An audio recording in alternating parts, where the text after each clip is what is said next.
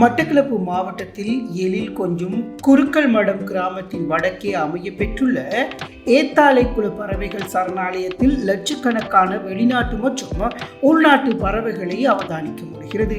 குறிப்பாக குருக்கள் மடம் ஏத்தாலை குளத்தை அண்மித்த ஈரநில பகுதியில் ஆஸ்திரேலியன் வைட் லீப்ஸ் என்ற புலம்பெயர் பறவைகளை அவதானிக்க முடியும்.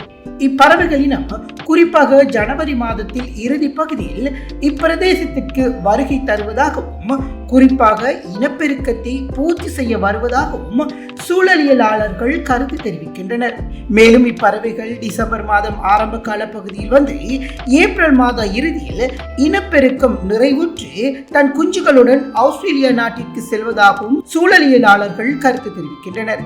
மேலும் இப்பகுதியில் இவ்வாறு பிரமிக்க வைக்கும் பறவையினம் பல்வேறு சவால்களுடன் வாழ வேண்டிய நிலை ஏற்பட்டுள்ளது. குறிப்பாக ஈரநில பிரதேசத்தில் தொடர்ச்சியாக வீசப்படுகின்ற குப்பைகளால் இப்பறவைகள் அதிகம் பாதிக்கப்படுகின்றன. இவ்வாறான குப்பைகளை இப்பறவைகள் உண்பதனால் இறந்து அழியும் அபாயகரமான சூழல் காணப்படுகிறது.